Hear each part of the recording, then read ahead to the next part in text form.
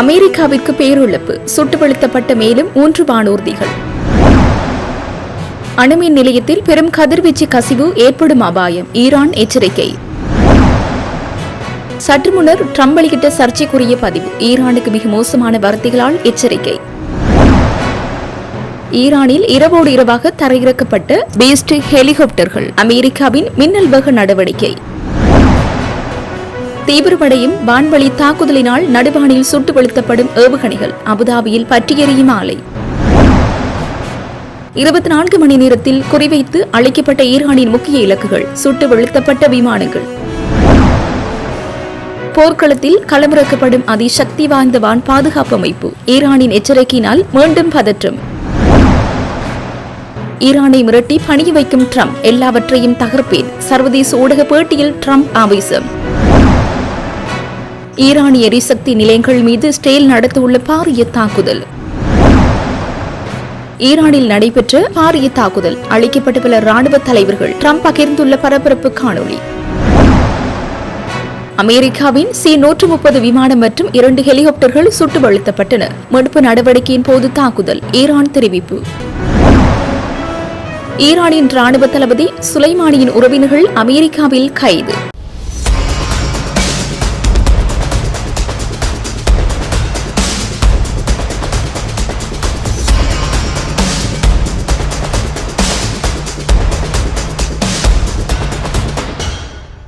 ஈரானால் சுட்டு வீழ்த்தப்பட்ட விமானத்தின் 2வது விமானியை தேடும் நடவடிக்கையில் ஈடுபட்ட அமெரிக்காவின் மற்றொரு விமானத்தையும் 2 உலங்கு வானூர்திகளையும் சுட்டு வீழ்த்தியுள்ளதாக ஈரானின் கதம் அல் அன்பியா மத்திய தலைமையகத்தின் செய்தி தொடர்பாளர் இன்று தெரிவித்தார். இந்த நடவடிக்கையின் விளைவாக பல எதிரி விமானங்கள் அழிக்கப்பட்டதாகவும் இதன் விளைவு அமெரிக்காவிற்கு ஏற்பட்ட மற்றொரு அவமானகரமான தோல்வி என்று கூறிய அவர், மேலும் 1980 ஏப்ரலில் தோல்வியடைந்த ஆபரேஷன் ஈகிள் கிளவுடன் இதை ஒப்பிட்டார். சுட்டு வீழ்த்தப்பட்ட விமானங்களில் 2 பிளாக் காக் உலங்கு வானூர்தி மற்றும் ஒரு C-130 ராணுவ போக்குவரத்து விமானம் ஆகியவை அடங்கும் என்றும் அவை அனைத்தும் தெற்கு இஸ்பஹானில் தாக்கப்பட்டு எரிந்த நிலையில் விடப்பட்டதாகவும் அவர் மேலும் கூறினார். இந்த நிலையிலேயே மத்திய ஈரானில் சுட்டு வீழ்த்தப்பட்ட அமெரிக்க விமானங்களின் படங்கள் வெளியாகியுள்ளமை குறிப்பிடத்தக்கது.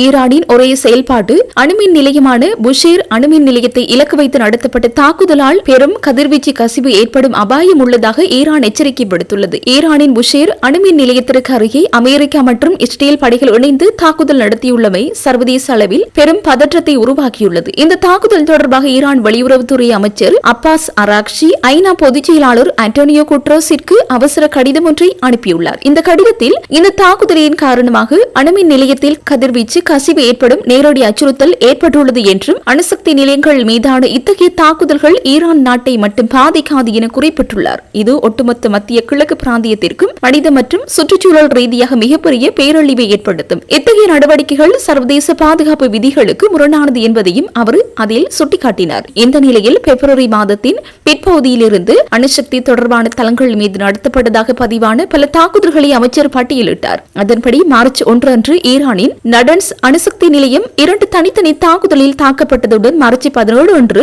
புஷேர் அணுமின் நிலையத்திலிருந்தும் சுமார் 350 மீட்டர் தொலைவில் அமைந்துள்ள ஒரு கட்டடம் தாக்கப்பட்டது. மார்ச் 21 அன்று நடன்ஸ் அணுசக்தி நிலையத்திற்குள் இருந்த பல இடங்கள் மீது குண்டுவீச்சு நடத்தப்பட்டதுடன் மார்ச் 24 அன்று புஷேர் அணுமின் நிலையத்தின் சுற்றுவட்டார பகுதியில் ஒரு தாக்குதல் நடத்தப்பட்டது. மார்ச் 27 அன்று புஷேர் அணுமின் நிலையம் 3வது முறையாக தாக்கப்பட்டதுடன் கோண்டாய் கனநீர் உற்பத்தி நிலையம் தாக்கப்பட்ட நிலையில் ஷாஹித் அஹ்மதி ரோஷன் யுரேனியம் பதப்படுத்தும் தளம் குண்டுவீச்சுக்கு உள்ளானது. இந்த நிலையில் செயல்பாட்டில் உள்ள புஷேர் ஆலைக்கு அருகில் மீண்டும் மீண்டும் நடத்தப்படும் தாக்குதல்கள் குறிப்பாக கவலை அளிப்பதாக அவர் மேலும் தெரிவித்தமை குறிப்பிடத்தக்கது.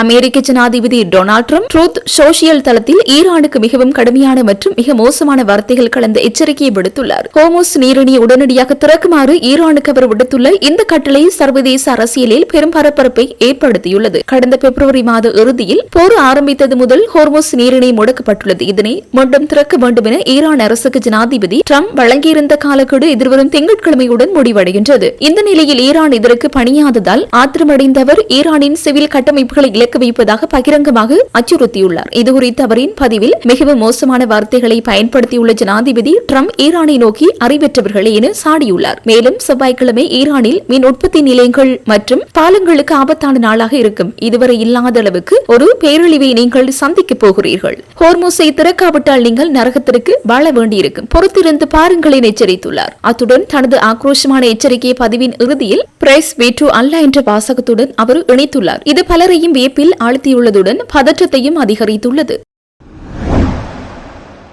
கடந்த வெள்ளிக்கிழமை தெற்கு ஈரான் வான்பரப்பில் ஈரானிய பாதுகாப்பு படைகளால் சுட்டு வீழ்த்தப்பட்ட அமெரிக்காவின் F-15 போர் விமானத்தில் பயணித்து மாயமான அதன் முக்கிய அதிகாரியை அமெரிக்க ராணுவம் அதிரடியாக மீட்டுள்ளது. அமெரிக்க ராணுவ வரலாற்றிலேயே மிகவும் துணிகரமான மற்றும் ஆபத்தான தேடுதல் மற்றும் மீட்பு நடவடிக்கைகளில் ஒன்றாக இந்த சம்பவம் கருதப்படுகின்றது. குறித்த விமானி தற்போது பாதுகாப்பாகவும் நலமாகவும் இருப்பதாக அமெரிக்க ஜனாதிபதி டொனால்டு டிரம்ப் தனது சமூக வலைதள பக்கத்தில் உறுதிப்படுத்தியுள்ளார். குறித்த போர் விமானத்தில் 2 ஊழியர்கள் பயணித்த நிலையில் விமானம் சுடப்பட்டவுடன் இருவரும் வெளியேறினர். அவர்களில் ஒரு விமானி ஏற்கனவே மீட்கப்பட்டிருந்த நிலையில் இரண்டாவதாக காணாமல் போன ஆயுத அமைப்பு அதிகாரியை மீட்பதில் அமெரிக்காவுக்கும் ஈரானுக்கும் இடையே ஒரு பெரும் போட்டி நிலவியது. தெற்கு ஈரானின் கடினமான மலைப்பகுதிகளில் இந்த மீட்பு பணி ஒரு மிகப்பெரிய போர்க்கால நடவடிக்கையாக முன்னெடுக்கப்பட்டது. மீட்பு பணியின் போது அமெரிக்கா மற்றும் ஈரானிய படைகளுக்கு இடையே நேரடி துப்பாக்கிச்சூடு மோதல்கள் இடம்பெற்றதாக தெரிய வருகின்றது. ஈரானிய எதிரி படைகள் தன்னை நெருங்கிக் கொண்டிருந்த ஒரு இக்கட்டான சூழலில் ஈரானின் ஆபத்தான மலைப்பகுதிகளில் அந்த அதிகாரி பதுங்கியிருந்ததாக ட்ரம்ப் விவரித்துள்ளார். இருப்பினும்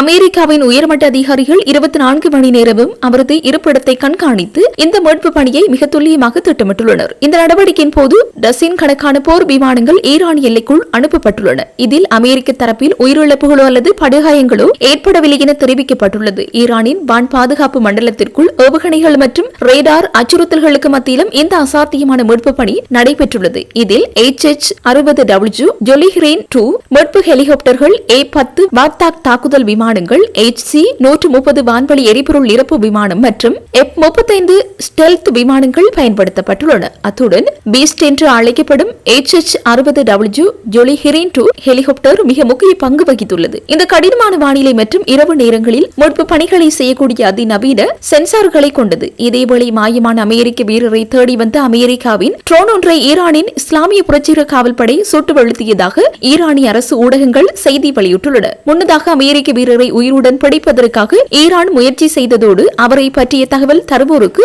சன்மானம் வழங்கப்படும் என்றும் அறிவித்திருந்தது. ஆனால் இவ்வாறான இக்கட்டான சூழல்களில் உயிர் பிழைப்பதற்கான உயர்தர பயிற்சிகளை பெற்றுள்ள அமெரிக்க வீரர்கள் எதிரிகளிடம் சிக்காமல் இருப்பதற்காக தங்களை மறைத்துக் கொண்டு தப்பி பிழைக்கும் நுட்பங்களை கையாண்டுள்ளனர். இந்த விமானம் ஈரானின் தென்மேற்கு பகுதியான ஹோஹிலியோ மற்றும் போயர் அக்மத் அல்லது குசஸ்தான் ஆகிய மாகாணங்களுக்கு இடைப்பட்ட பகுதியில் வெளுத்தப்பட்டிருக்கலாம் என கருதப்படுகின்றது. இப்பகுதியில் வசிக்கும் நாடோடி பழங்குடியின அமெரிக்க மீட்பு குழுவின் 2 பிளாக் ஹாக் ஹெலிகாப்டர்கள் மீது துப்பாக்கிச்சூடு நடத்தியதாக ஈரானிய தரப்பு தெரிவித்துள்ளது. இது தொடர்பான காணொலிகளை சர்வதேச ஊடகம் ஒன்று உறுதிப்படுத்தியுள்ளது. F-15 ரக விமானமானது தற்காப்பு மற்றும் தாக்குதல் ஆகிய 2 நிலைகளிலும் பயன்படுத்தக்கூடியது. ஈரானின் ட்ரோன்கள் மற்றும் ஏவுகணைகளை சுட்டு வீழ்த்தும் நோக்கில் இது ஈடுபடுத்தப்பட்டிருக்கலாம் என நம்பப்படுகிறது. ஈரானின் வான் பாதுகாப்பு ஏவுகணை தாக்குதலை இந்த விமானத்தின் வீழ்ச்சிக்கு காரணமாக இருக்கலாம் என கருதப்படும் நிலையில் சர்வதேச அளவில் பதற்றத்தை ஏற்படுத்திய இந்த சம்பவம் அமெரிக்க வீரரின் மீட்புடன் ஒரு முக்கிய கட்டத்தை எட்டியுள்ளது.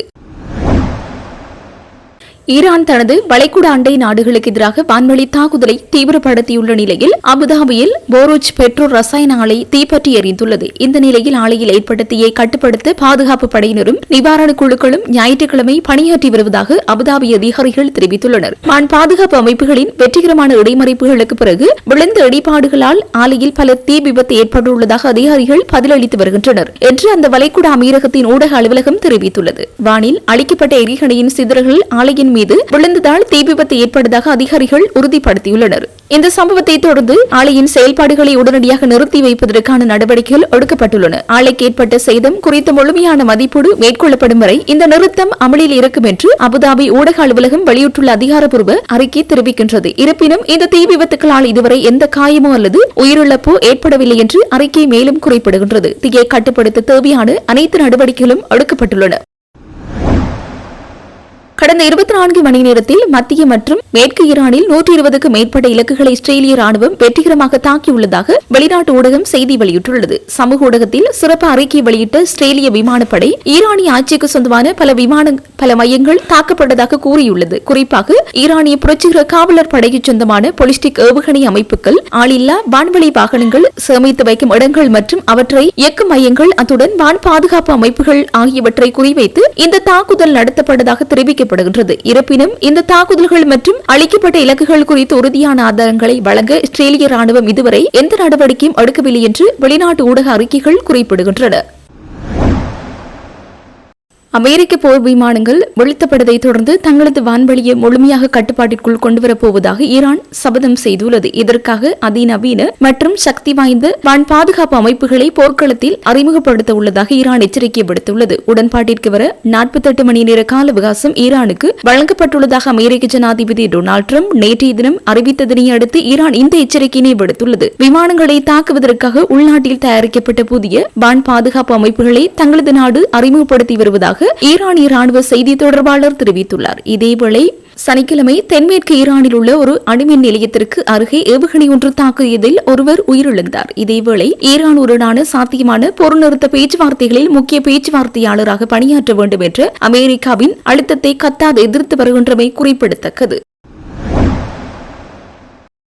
அமெரிக்காவின் F-15 போர் விமானத்திலிருந்து மாயமான கர்னல் தர அதிகாரியை மீட்கும் நடவடிக்கையின் போது பல அமெரிக்க மற்றும் இஸ்ரேலிய வான்கலங்கள் ஈரானிய படைகளால் சுட்டு வீழ்த்தப்பட்டதாக ஈரான் புரட்சிகர ராணுவம் அறிவித்துள்ளது. ஜனாதிபதி டிரம்ப் தனது அதிகாரியை மீட்பதாக பெருமிதம் தெரிவித்த அதே வேளையில் ஈரான் தரப்பிலிருந்து வெளியாகியுள்ள இந்த தகவல் போர்க்களத்தில் அமெரிக்காவுக்கு ஏற்பட்டுள்ள பாரிய இழப்புகளை சுட்டிக்காட்டுகின்றது. ஈரானின் மத்திய ராணுவ கட்டளையம் மற்றும் தஸ்னீம் செய்தி நிறுவனம் வெளியிட்டுள்ள தகவல்களின்படி இஸ்பஹான் மாகாணத்தின் தெற்கு பகுதியில் அமெரிக்காவின் C-130 ராணுவ போக்குவரத்து விமானம் சுட்டு வீழ்த்தப்பட்டுள்ளது. அத்துடன் மீட்பு பணிகளில் ஈடுபட்டிருந்த பிளாக் காக் ஹெலிகாப்டர்களும் ஈரானிய படைகளால் தகர்க்கப்பட்டுள்ளன. அதே வாகனத்தில் இஸ்ரேலுக்கு சொந்தமான ஆளில்லா விமானம் ஒன்றும் சுட்டு வீழ்த்தப்பட்டதாக ஈரான் ராணுவம் தெரிவித்துள்ளது. இந்த தாக்குதல்களில் ஈரானின் வான்வெளி, தரைப்படை, பசிச் மற்றும் போலீஸ் கட்டளையம் ஆகியவற்றின் ஒருங்கிணைந்த கூட்டு நடவடிக்கையின் மூலம் முன்னெடுக்கப்பட்டதாக தெரிவிக்கப்பட்டுள்ளது. எதிரியின் பறக்கும் பொருட்கள் அளிக்கப்பட்டுள்ளன என்று ஈரான் புரட்சிகர ராணுவம் உறுதிப்படுத்தியுள்ளது. ஜனாதிபதி டிரம்ப் ஒரேயொரு அமெரிக்க வீரர் கூட உயிரிழக்கவில்லை அல்லது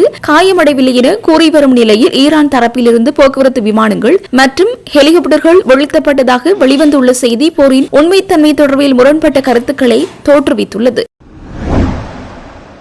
அமெரிக்காவில் வசித்து வந்த ஈரான் புரட்சிகர ராணுவத்தின் முன்னாள் ராணுவ தளபதி ஜெனரல் ஹாசிம் சுலைமானியின் உறவினர்கள் இருவர் கைது செய்யப்பட்டுள்ளதாக அமெரிக்க ராஜாங்க திணைக்களம் அறிவித்துள்ளது. ஹாசிம் சுலைமானியின் சகோதரியின் மகள் ஹமிதே சுலைமானி அப்ஷார் மற்றும் அவரது மகள் சரீன சதாத் ஹொசைனி ஆகியோரே கைது செய்யப்பட்டுள்ளனர். இவர்களது நிரந்தர வதிவிட உரிமையை அமெரிக்க ராஜாங்க செயலாளர் மார்க்கோ ரூபியோ ரத்து செய்துள்ளார். தற்போது இவர்கள் அமெரிக்க குடிவரவு மற்றும் சுங்க அமலாக்க பிரிவின் காவலில் உள்ளனர். 2015 சுற்றுலா மூலம் அமெரிக்கா சென்ற ஹமீதே 2019 அரசியல் தஞ்சம் பெற்றார். எனினும் தஞ்சம் பெற்ற பின்னர் அவர் 4 முறை ஈரானுக்கு பயணம் செய்துள்ளமை கண்டறியப்பட்டுள்ளது. இது அவரது தஞ்சம் கோரிய விண்ணப்ப மோசடியானது என்பதை நிரூபிப்பதாக அமெரிக்க உள்நாட்டு பாதுகாப்பு திணைக்களம் தெரிவித்துள்ளது. இவர்கள் ஈரானின் பயங்கரவாத ஆட்சிக்கு ஆதரவாக சமூக ஊடகங்களில் பிரச்சாரம் செய்ததாகவும் குற்றம் சாட்டப்பட்டுள்ளது. இந்த கைது நடவடிக்கை ஹாசிம் சுலைமானியின் மகள் நர்ஜிஸ் சுலைமானி வன்மையாக கண்டித்துள்ளார். கைது செய்யப்பட்டவர்களுக்கும் எனது தந்தைக்கும் எந்தவித தொடர்பும் இல்லை. அமெரிக்க ராஜாங்க திணைக்களம் பொய்யான தகவல்களை பரப்புகின்றது என அவர் தெரிவித்துள்ளார். அமெரிக்கா பலவீனம் அடைந்து வருவதால் இத்தகைய பொய்களை புனைவதாகவும் அவர் விமர்சித்துள்ளார். ஜெனரல் ஹாசிம் சுலைமானி 2020 ஆண்டு ஈராக்கில் அமெரிக்காவினால் நடத்தப்பட்ட வான்வெளி தாக்குதலில் கொல்லப்பட்டார். அண்மையில் உரையாற்றிய ஜனாதிபதி டிரம்ப் சுலைமானி ஒரு கொடிய வேதை எனவும் அவர் உயிருடன் இருந்திருந்தால் தற்போதைய போரில் ஈரான் இன்னும் பலமான நிலையில் இருந்திருக்கும் எனவும் குறிப்பிட்டிருந்தார். ஈரான் மீது நரகத்தை பொழிவேன் என எச்சரித்த ஜனாதிபதி டிரம்ப் இன்று பாக்ஸ் நியூஸ் செய்தியாளர் வழங்கிய பிரத்யேக தொலைபேசி பேட்டியில் அவர் ரகசியங்களை உடைத்துள்ளார். அந்த வகையில் நாளை திங்கட்கிழமைக்குள் ஈரானுடன் ஒரு உடன்பாடு ஏற்பட வாய்ப்புள்ளது. இப்போது அதற்கான ரகசிய பேச்சுவார்த்தைகள் நடந்து கொண்டிருக்கின்றன என ட்ரம்ப் தெரிவித்துள்ளார். இது உலக போர் அச்சத்தில் இருந்து நாடுகளுக்கு சற்றே நிம்மதியை தந்துள்ள போதிலும் அடுத்த மிரட்டல் அதிர்ச்சியை தருகின்றது. ஒருவேளை இந்த உடன்பாடு எட்டப்படாவிட்டால் ஈரானில் உள்ள அனைத்தையும் தகர்த்துவிட்டு அவர்களின் ஒட்டுமொத்த எண்ணெய் வளங்களையும் அமெரிக்க கட்டுப்பாட்டுக்குள் கொண்டு வருவதை தவிர எனக்கு வேறு வழியில்லை என ட்ரம்ப் எச்சரித்துள்ளார். இந்த ஆண்டு தொடக்கத்தில் ஈரானில் நடந்த போராட்டங்களின் போது ஈரானிய படைகளை எதிர்க்க போராட்டக்காரர்களுக்கு அமெரிக்க துப்பாக்கிகளை அனுப்பியதை ட்ரம்ப் முதன்முறையாக ஒப்புக்கொண்டுள்ளார். நாங்கள் குர்துகள் வழியாக துப்பாக்கிகளை அனுப்பினோம், ஆனால் அவர்கள் அதை தங்களுக்குள்ளேயே வைத்துக் கொண்டார்கள் என நினைக்கின்றேன் என அவர் ஒரு மிகப்பெரிய ராணுவ ரகசியத்தை உடைத்துள்ளார். ஈரானிய எரிசக்தி நிலையங்கள் மீது தாக்குதல் நடத்த இஸ்ரேல் தயாராகி வருவதாக மூத்த இஸ்ரேலிய பாதுகாப்பு அதிகாரி ஒருவர் தெரிவித்துள்ளார். இது தொடர்பில் குறித்த அதிகாரியை மேற்கோள் காட்டி வெளியிடப்பட்ட செய்தியில் எரிசக்தி நிலையங்கள் மீது தாக்குதல் நடத்த இஸ்ரேல் தயாராகி வருகின்றது, எனினும் அமெரிக்காவின் ஒப்புதலுக்காக காத்திருக்கிறது. மேலும் அத்தகைய தாக்குதல்கள் அடுத்த வாரத்திற்குள் நிகழக்கூடும் என தெரிவிக்கப்பட்டுள்ளது. அமெரிக்க ஜனாதிபதி 48 மணி நேர கடும் எச்சரிக்கை விடுத்ததை தொடர்ந்து இந்த கருத்துக்கள் வெளிவந்துள்ளதாக சர்வதேச ஊடகங்கள் விளக்கியுள்ளன. இது ஈரானுக்கு எதிரான இஸ்ரேலின் மேலதிக ராணுவ நடவடிக்கையை அமெரிக்கா ஆதரிக்குமா என்பது குறித்த கவனத்தை மேலும் கூர்மைப்படுத்தியுள்ளது. இந்த நிலையில் ஈரானுக்கு எதிரான அமெரிக்க ராணுவ தாக்குதலின் அடுத்த கட்டத்தில் அந்நாட்டிடம் உலகளவில் உள்ள ஏறக்குறைய அனைத்து மறைமுக தாக்குதல் திறன் கொண்ட ஜாஷம் குரூஸ் ஏவுகணைகளும் பயன்படுத்தப்பட உள்ளதால் மற்ற பிராந்தியங்களுக்கு முதலில் ஒதுக்கப்பட்டிருந்த ஏவுகணை குவியல்களை பெருமளவில் திசை திருப்ப வேண்டிய தேவை ஏற்பட்டுள்ளது என சர்வதேச ஊடகம் ஒன்று செய்தி வெளியிட்டுள்ளது. பசிபிக் கட்டளை மையங்களில் இருந்து $1.5 பில்லியன் மதிப்புள்ள துல்லிய ஆயுதங்களை திரும்ப பெறுமாறு மார்ச் மாத இறுதியில் உத்தரவு பிறப்பிக்கப்பட்டதாக குறித்த செய்தியில் விளக்கப்பட்டுள்ளது. வான்வழி தாக்குதல்களை தொடர்வதற்காக தற்போது அமெரிக்காவின் பிரதான நிலப்பரப்பு மற்றும் பிற உலகளாவிய தளங்களில் நிலைநிறுத்தப்பட்டுள்ள ஏவுகணைகள் அமெரிக்க மத்திய கட்டளை தளங்களுக்கும் பிரித்தானியாவில் உள்ள RAF பேர் தளத்திற்கும் திருப்பிவிடப்படுவதாக தெரிவிக்கப்பட்டுள்ளது. அமெரிக்க ஜனாதிபதி டொனால்ட் ட்ரம்ப் தனது ட்ரூத் சோஷியல் தளத்தில் ஒரு காணொலியை பகிர்ந்துள்ளார். அந்த காணொலியில் ஈரானின் தலைநகரான தெஹ்ரானில் நடைபெற்ற பெரும் தாக்குதல் என அவர் குறிப்பிட்டுள்ளார். அவர் மேலும் ஈரானின் பல ராணுவ தலைவர்கள் அவர்கள் நாட்டை தவறாகவும் அறிவில்லாமலும் வழிநடத்தியவர்கள் இந்த தாக்குதலின் பின்னர் அழைக்கப்பட்டுள்ளனர் என்று தெரிவித்துள்ளார். அந்த காணொலியில் இரவு நேரத்தில் படமாக்கப்பட்ட பெரிய வெடிப்புகள் காணப்படுகின்றன, ஆனால் அது எப்போது எங்கு எடுக்கப்பட்டது என்பது தெளிவாக தெரியவில்லை. இந்த சம்பவம் குறித்து அமெரிக்கா மேலும் எந்த விவரங்களையும் வழங்கவில்லை. அதே நேரத்தில் ட்ரம்பின் இந்த கூற்றுக்கு தெஹ்ரானில் இருந்து இதுவரை எந்த பதிலும் வெளியாகவில்லை என்பது குறிப்பிடத்தக்கது.